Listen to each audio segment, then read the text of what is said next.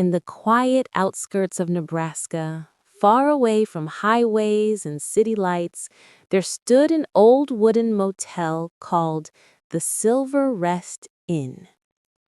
Nobody knew exactly when it was built. Some said 1920, others said even earlier, but nobody cared enough to check. Every night, the wind would move the little metal sign, making a soft creak, creak. Not scary, just boring.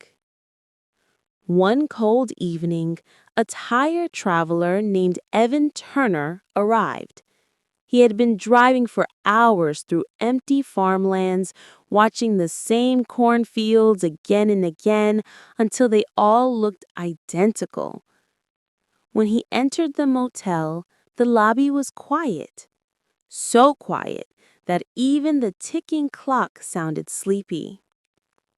"Welcome," the old receptionist murmured in a slow, almost dreaming voice.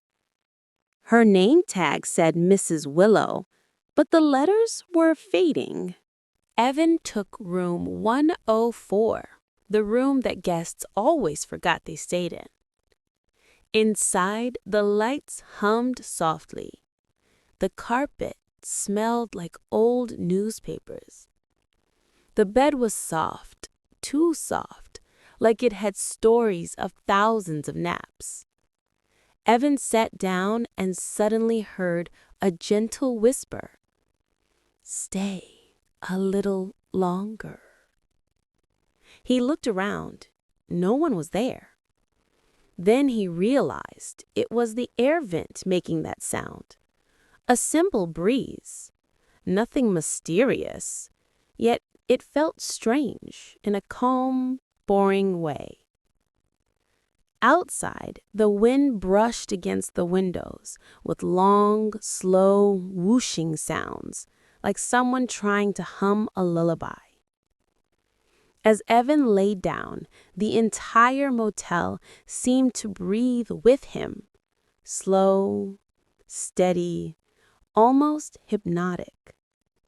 He heard tiny footsteps in the hallway, not fast, not scary, just slow, dragging steps.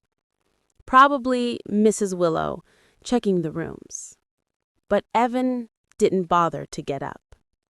Everything felt too sleepy.